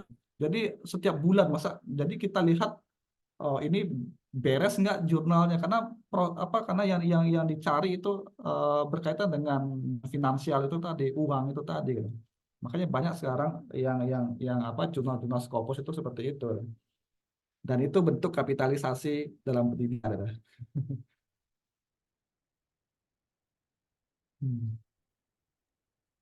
Baik, terima kasih ya Bli sudah menjawab perihal pertanyaan-pertanyaan dan persoalan yang memang tadi ditanyakan teman-teman kita. Selanjutnya tuh ada Kang Jeffrey di sini sudah mengajukan diri, mungkin ingin bertanya ataupun beranggapan, memberikan sebuah reaksi perihal yang sudah disampaikan tadi. Mungkin bisa mic saja. Sebelumnya perkenalkan diri dulu, saya Jeffrey dari Universitas Udayana, Fakultas Pertanian. Kebetulan saya mahasiswa pertanian ya. Pertanyaan saya kepada Bli Gede nih. Di sini kan kebetulan hari ini tanggal 8 tanggal 9 bertepatan dengan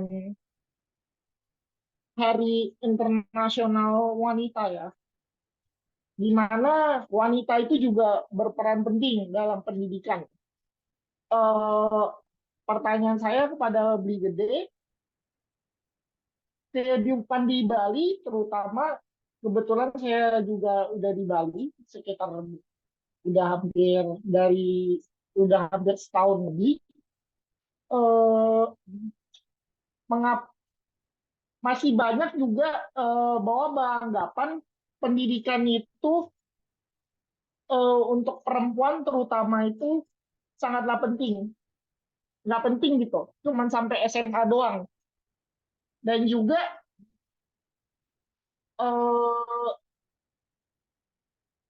bagaimana bahwasannya perempuan itu sebagai gender itu sekarang posisinya emang cuman sekedar di rumah saja.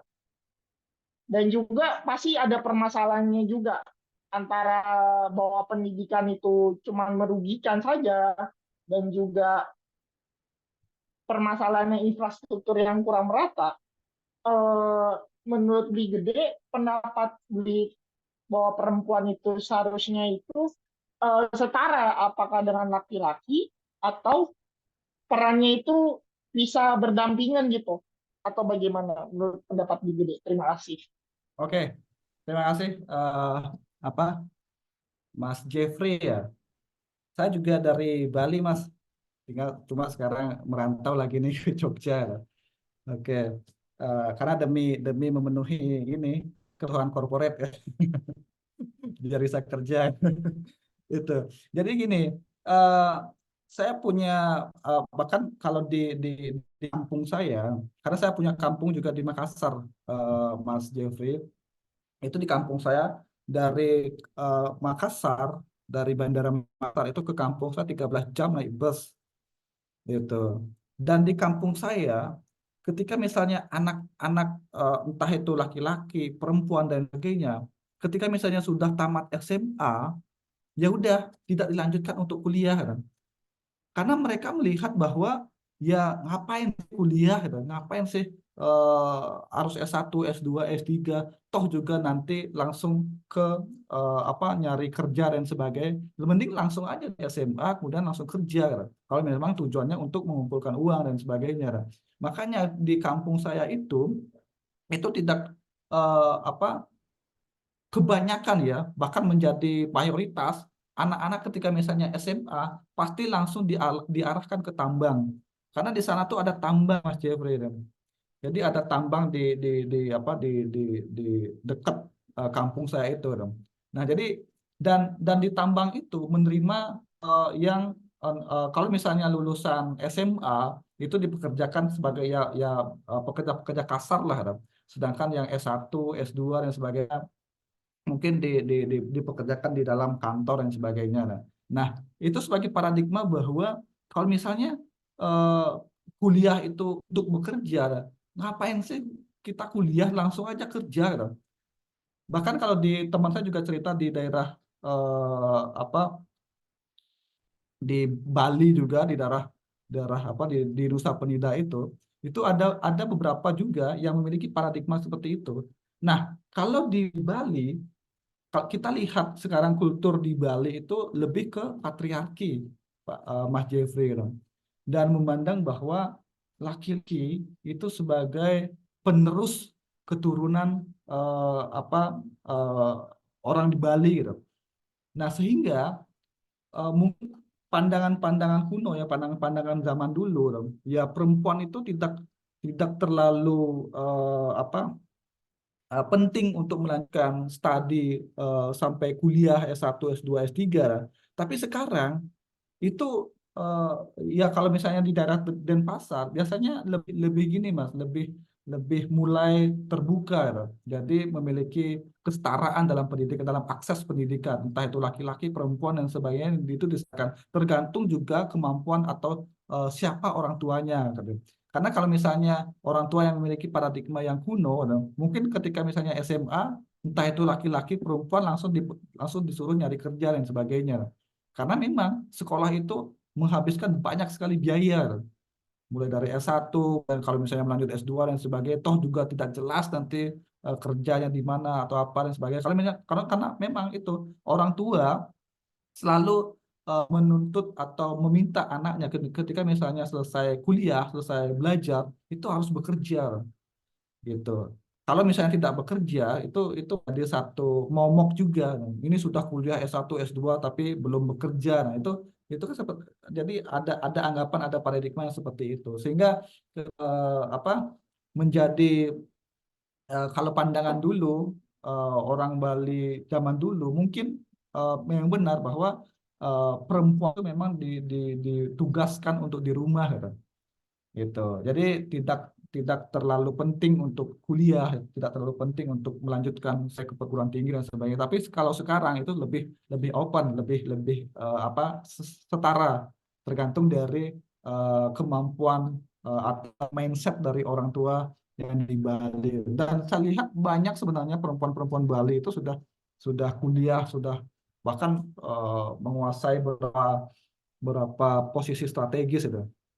Saya kira itu Mas Jeffrey. Oke Mas Odi, ye,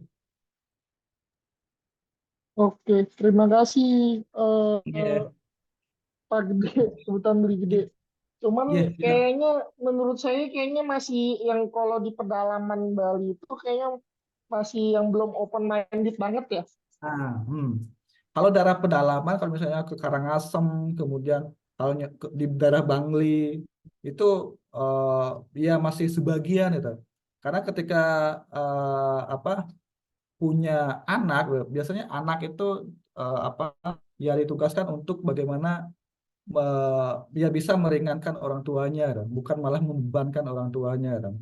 Tapi sekarang ya misalnya kita lihat di daerah-daerah misalnya Denpasar, kemudian banyak sebenarnya yang sudah memiliki open minded itu tadi, dan banyak sebenarnya perempuan-perempuan itu sudah apa kuliah dan sebagainya, sudah mengenyam pendidikan tinggi kan gitu. Walaupun memang nanti akan terjun ke masyarakat lagi karena tahunnya itu patriarki itu tadi. Bagaimanapun apa karirnya perempuan biasanya harus mengikuti suaminya kan, gitu. Bahkan banyak yang merelakan karirnya itu demi mengikuti suaminya kan, gitu. Karena itu sistem patriarki itu tadi. Saya kira itu.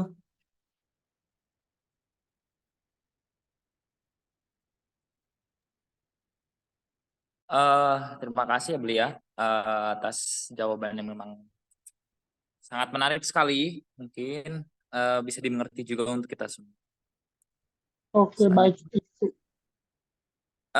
ada ini Kang Muhammad Wildan mungkin ingin memberi tanggapan ataupun ingin bertanya perihal apa yang kemudian sudah disampaikan oleh Beli Gede ini.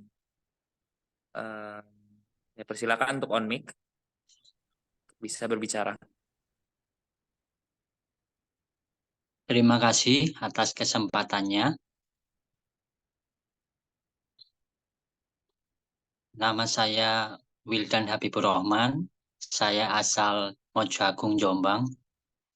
Saya ingin mengomentari sekaligus bertanya kepada narasumber Kak Gede ya, Kak Gede Bagus.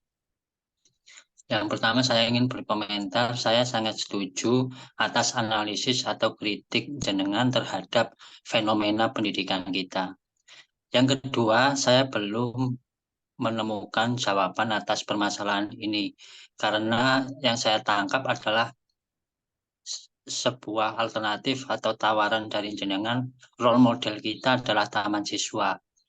Nah, namun sayangnya saya selalu membaca role model taman siswa itu hanya berlaku untuk peserta pelajar yang masih sedikit, kuotanya masih terbatas. Yang akibatnya, kenapa dia sangat egaliter? Karena untuk pemenuhan fasilitas pendidikan dan tenaga pendidiknya masih sangat minim dibandingkan dengan sekarang yang pesertanya sudah ramai.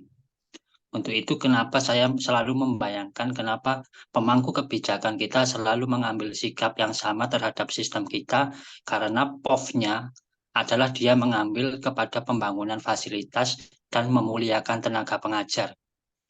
Nah, jadi yang saya ingin tanyakan adalah tawaran atau solusi atau alternatif seperti apa yang kira-kira bisa dipakai untuk menyenangkan negara kita, menyenangkan tenaga pendidik kita, dan otomatis menyenangkan seluruh rakyat Indonesia. Terima kasih.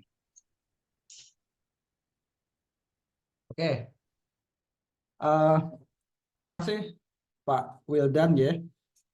Nah, sebenarnya kita mempunyai formulasi pendidikan yang sudah jauh dirumuskan oleh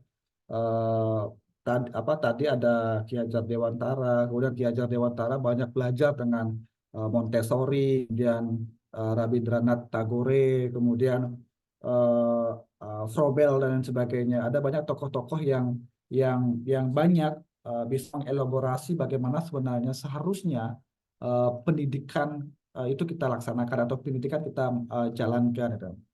Nah, kalau kita misal lihat sistem pendidikan sekarang yang cenderung pada model atau gaya pendidikan yang lebih mengarah positivistik, lebih mengarah pada atau menghamba pada ilmu-ilmu yang positivistik.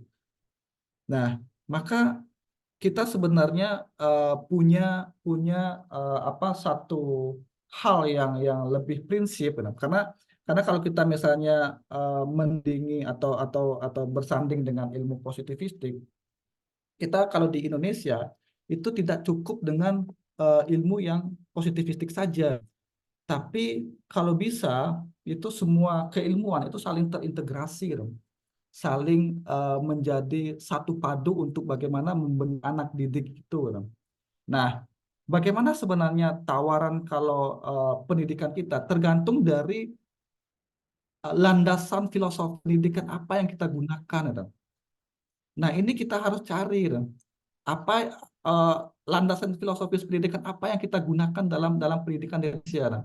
Karena kalau sekarang itu masih menggunakan landasan filosofis yang saya sebutkan tadi, mengeklektikkan itu tadi, mencopot-copot mana landasan filosofis yang baik-baik itu tadi diramu dan sekarang menjadi sistem pendidikan Indonesia yang kita lihat sekarang ini. Nah, kita harus berani dan tegas untuk menentukan seperti apa model atau landasan filosofis pendidikan di Indonesia itu. Ini apalagi kita punya Pancasila dan sebagainya yang nanti muat pada nilai-nilai karakter, humanis, ketuhanan dan sebagainya. Nah, apa yang kita pilih, bagaimana? Nah, ini yang harus diperhatikan oleh para pemangku kebijakan agar tepat menyusun resep pendidikan di Indonesia untuk dihidangkan pada masyarakat Indonesia. Nah, sekarang kita kan cenderung pada itu tadi, kita mengutip atau kita mengadopsi gaya pendidikan Barat, tetapi kita masih punya nilai-nilai etis dan sebagainya, sehingga kita itu mengelaborasi dan sebagainya. Makanya tadi pertanyaan ada Mas Odi menanyakan bahwa seperti apa kalau kita misalnya mengajarkan Pancasila, tapi nantinya kita juga menghamba pada satu corporate, pada pasar dunia kerja dan sebagainya. Karena memang landasan filosofis kita sebagai landasan filosofis yang eklektik itu tadi gitu. Nah, makanya saya mengajak kepada teman-teman untuk bagaimana kita memikirkan sebenarnya apa yang tepat itu. Kalau misalnya kita menggunakan pragmatisme atau progresivisme, kita punya banyak nilai-nilai kebudayaan, nilai-nilai keluhuran sifatnya Indonesia dan sebagainya. Nah, itu apa yang kita pilih itu, apa yang kita gunakan itu. Nah, kalau misalnya menggunakan tadi bukan Ki Hajar Dewantara, landasan pendidikan Ki Hajar Dewantara pun itu tadi seperti yang dikatakan oleh Pak Wildan, ada banyak hal yang mungkin kalau kita terapkan sekarang atau beberapa kita terapkan ya asas-asas itu dan sebagainya, mungkin akan ada satu hal yang kurang dan sebagainya. Nah, makanya ini penting para akademisi dan para pemerhati pendidikan bekerja sama dengan instansi ataupun Kementerian Pendidikan untuk memformatkan kembali apa landasan filosofis yang kita gunakan. Nah, ini harus tegas, ya. Karena kita tidak punya landasan filosofis yang jelas. Kita tidak memilih satu landasan filosofis yang jelas. Ya. Kita cenderung, kalau misalnya di kurikulum Merdeka ini, kita cenderung mengeklektikkan itu tadi. Gitu. Saya kira itu, Pak Wildan.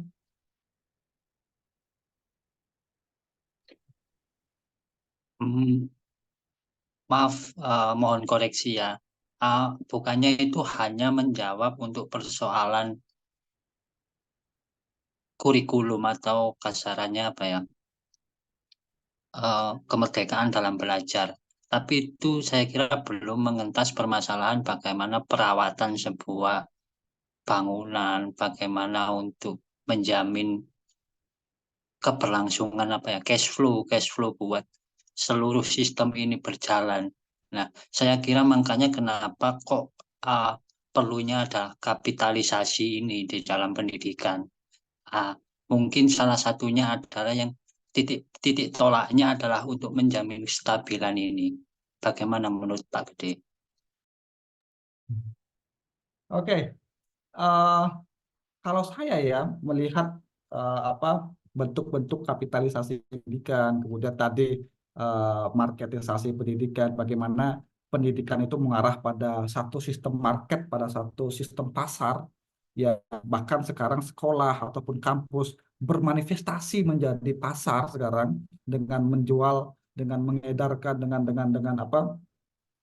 produk-produknya berupa kurikulum, berupa jaminan-jaminan pekerjaan dan lain sebagainya.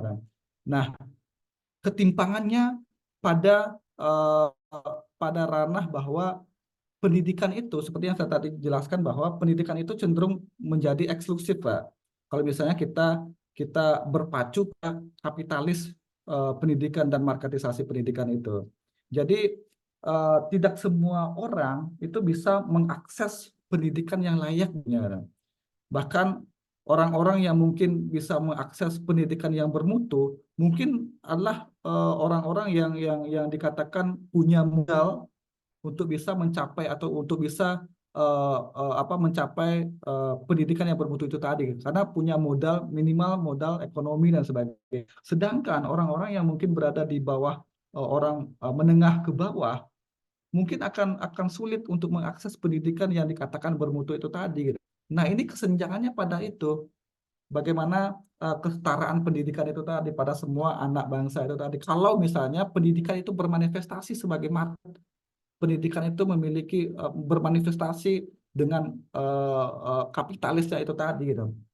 Itu. Dan kesenjangan itu pun itu banyak terjadi gitu. Bahkan di dalam sektor-sektor pendidikan yang lainnya, di kampus-kampus sekolah dan sebagainya. Karena itu tadi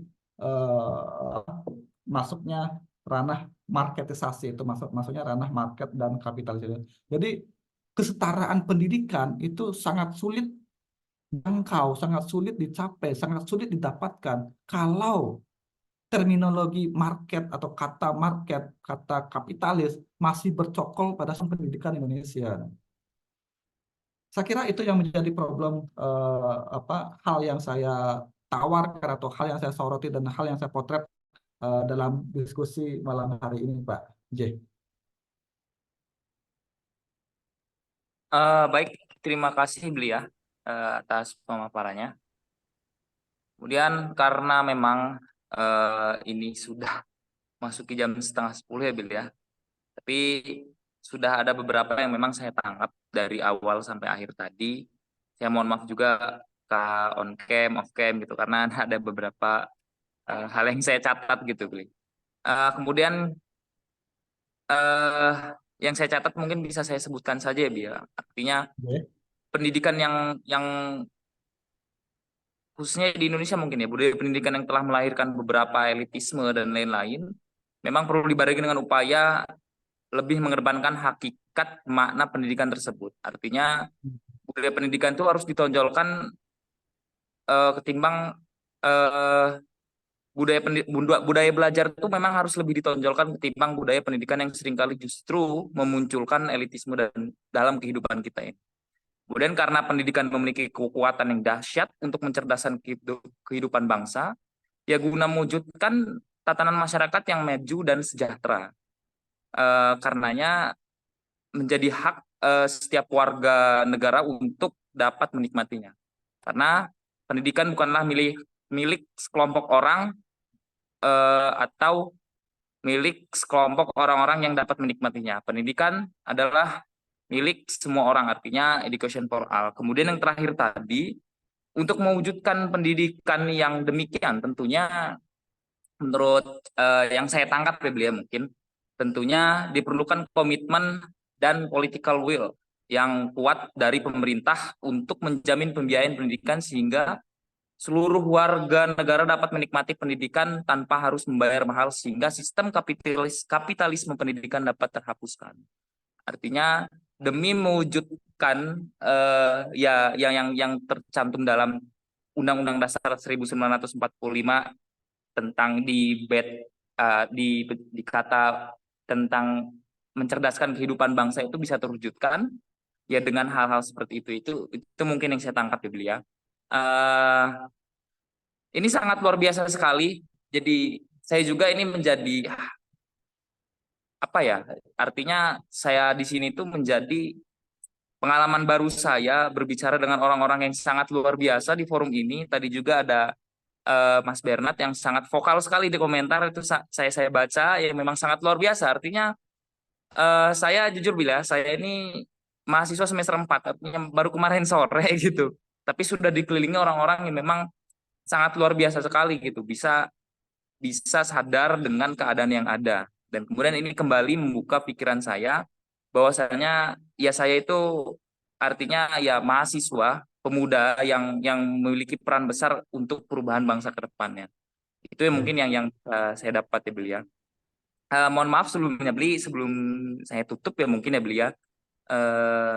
Saya mau minta PPT-nya boleh?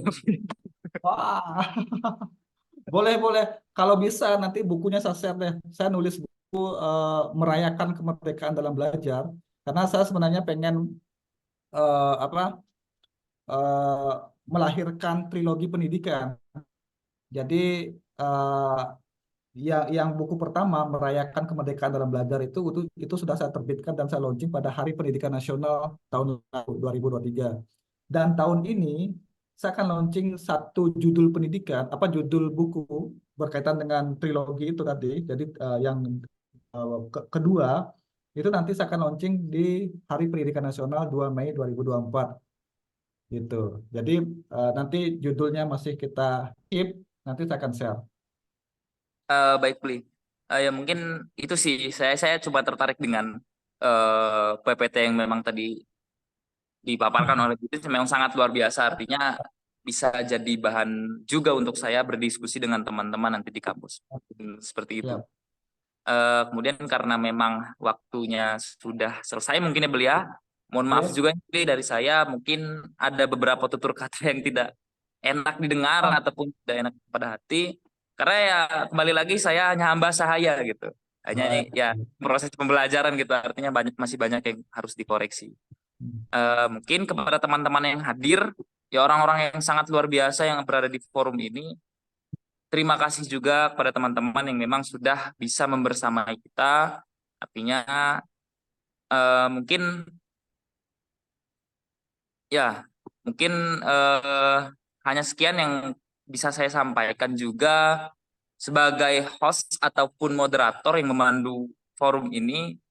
Saya juga mohon maaf kepada narasumber dan kepada teman-teman yang lain apabila dalam penyampaian saya itu masih ada beberapa yang kurang dimengerti Iya. ataupun cara penyampaian saya masih kurang sopan lah. Saya mohon maaf karena saya juga hamba saya dalam proses pembelajaran. Ya, mungkin cukup sekian ya Beli ya. Siap. Kalau saya pribadi hanya menantikan PPT dari Beli dan mungkin nanti saya next akan beli buku yang memang nanti Jangan dibeli sastra nanti. mantap sih kalau begitu mau beli. Ya. Sekian ya Beli ya. Saya Izin. Sadam Rizkis, kurang lebihnya mohon maaf kepada Izin. teman-teman di sini. Wallahul muwaffiq ila aqwamit thoriq. Assalamualaikum warahmatullahi wabarakatuh. Waalaikumsalam warahmatullahi. Waalaikumsalam warahmatullahi. Ini Pak Wildan. Oke, terima kasih Pak Wildan. Keren. Keren. Oke, Mohon yes. maaf, Terima kasih Mas Akwal. Thank you ya. Nanti saya Makasih akan Beli, Terima kasih teman-teman banyak sekalian. Terima kasih Pak Dr. Gigi sudah banyak memberikan insight baru nih. Terima kasih. Ayo, nanti kita ikutin di series yang kedua nih nanti. Ya, siap Bli. Siap. Baik Beli. Makasih ya Bli, maaf merepotkan nih Bli. Nanti saya share bukunya di Mas Akmal ya, atau Oh, sama ya. PPT. Beli. Oke, ya pamit ya, pamit Pak Ya. Dr. Gigi, Mas Akmal, Mas Adam. Ya. Baik Beli. terima kasih Mas Adam. Sama. Makasih Mas Adam. Mas Makamal, makasih Mas. Bisa kontekan kali ya Mas ya abis ini Mas. Ya, boleh. Ya Mas. Ya.